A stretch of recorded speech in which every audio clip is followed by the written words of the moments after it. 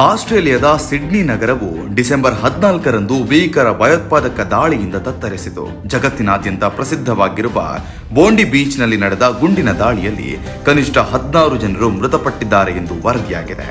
ಈ ಘಟನೆ ದೇಶದಾದ್ಯಂತ ಆಘಾತ ಮತ್ತು ಆತಂಕವನ್ನು ಮೂಡಿಸಿದೆ. ಸ್ಥಳೀಯ ಮಾಧ್ಯಮಗಳು ಹಾಗೂ ರಾಯಟರ್ಸ್ ವರದಿಗಳ ಪ್ರಕಾರ ಈ ದಾಳಿಗೆ ತಂದೆ ಮಗನ ಜೋಡಿ ಕಾರಣವಾಗಿದೆ ಎನ್ನಲಾಗ್ತಿದೆ.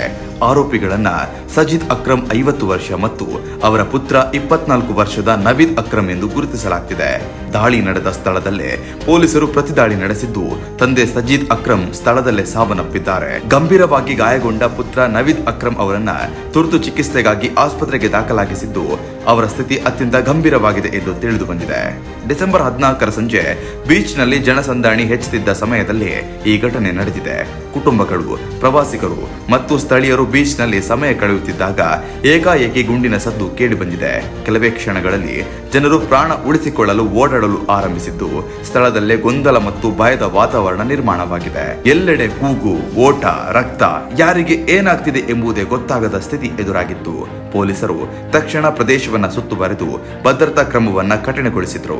ಗಾಯಾಳುಗಳನ್ನ ಸಮೀಪದ ಆಸ್ಪತ್ರೆಗಳಿಗೆ ರವಾನಿಸಲಾಯಿತು. ಹಲವು ಮಂದಿ ಗಂಭೀರ ಗಾಯಗೊಂಡಿರೋದ್ರಿಂದ ಸಾವಿನ ಸಂಖ್ಯೆ ಹೆಚ್ಚಾಗುವ ಸಾಧ್ಯತೆ ಇದೆ ಎಂದು ಅಧಿಕಾರಿಗಳು ತಿಳಿಸಿದ್ದಾರೆ. ಈ ದಾಳಿಯನ್ನ ಆಸ್ಟ್ರೇಲಿಯಾ ಸರ್ಕಾರ ಅಧಿಕೃತವಾಗಿ ಭಯೋತ್ಪಾದಕ ಕೃತ್ಯ ಎಂದು ಘೋಷಿಸಿದೆ. ಪ್ರಾಥಮಿಕ ತನಿಖೆಯ ಪ್ರಕಾರ ದಾಳಿಗೆ ಬಳಸಿದ್ದ ಶಸ್ತ್ರಾಸ್ತ್ರಗಳು ಕಾನೂನಿನಡಿಯಲ್ಲಿ ನೋಂದಾಯಿತವಾಗಿದ್ದವು ಎಂಬ ಮಾಹಿತಿ ಹೊರಬಂದಿದೆ. ಇದರಿಂದ ಆಸ್ಟ್ರೇಲಿಯಾದ ಕಠಿಣ ಗನ್ ನಿಯಮಗಳ ನಡುವೆಯೂ ಈ ರೀತಿಯ ದಾಳಿ ಹೇಗೆ ಸಾಧ್ಯವಾಯಿತು ಎಂಬ ಪ್ರಶ್ನೆಗಳು ಎದ್ದಿವೆ.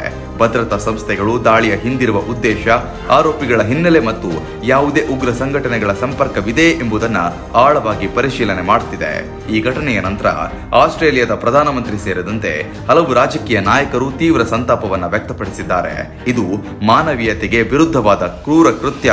ನಿರಪರಾಧಿಗಳ ಮೇಲೆ ನಡೆದ ಈ ದಾಳಿ ನಮ್ಮ ದೇಶವನ್ನ ಕಲುಷಿತಗೊಳಿಸಿದೆ ಎಂದು ಅವರು ಹೇಳಿದ್ದಾರೆ.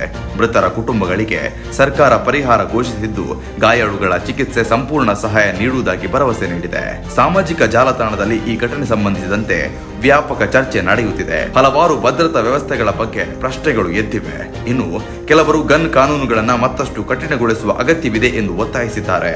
ಜಗತ್ತಿನ ಹಲವು ರಾಷ್ಟ್ರಗಳು ಈ ದಾಳಿಯನ್ನು ಖಂಡಿಸಿದ್ದು, ಆಸ್ಟ್ರೇಲಿಯಾ ಜನತೆಯ ಬಗ್ಗೆ ಬೇಸರವನ್ನ ವ್ಯಕ್ತಪಡಿಸಿವೆ. ಒಟ್ಟಾರೆ ಬೋಂಡಿ ಬೀಚ್ ದಾಳಿ ಆಸ್ಟ್ರೇಲಿಯಾದ ಇತ್ತೀಚಿನ ಇತಿಹಾಸದಲ್ಲಿನ ಅತ್ಯಂತ ಭೀಕರ ಘಟನೆಗಳಲ್ಲೊಂದು ಎಂದು ಪರಿಗಣಿಸಲಾಗುತ್ತಿದೆ. ಶಾಂತಿ ಮತ್ತು ಸುರಕ್ಷತೆಗೆ ಹೆಸರಾದ ದೇಶದಲ್ಲಿ ನಡೆದ ಈ ಒಂದು ರಕ್ತಪಾತ, ಭಯೋತ್ಪಾದನೆಯ ಅಪಾಯ ಇನ್ನೂ ಸಂಪೂರ್ಣವಾಗಿ ದೂರವಾಗಿಲ್ಲ ಎಂಬ ಕಠಿಣ ಸತ್ಯವನ್ನ ಜಗತ್ತಿಗೆ ನೆನಪಿಸಿದೆ. ಈ ಒಂದು ದಾಳಿಯ ಬಗ್ಗೆ ನಿಮ್ಮ ಅಭಿಪ್ರಾಯ ಏನು ಅನ್ನೋದನ್ನ ಕಮೆಂಟ್ ಮೂಲಕ ತಿಳಿಸಿ.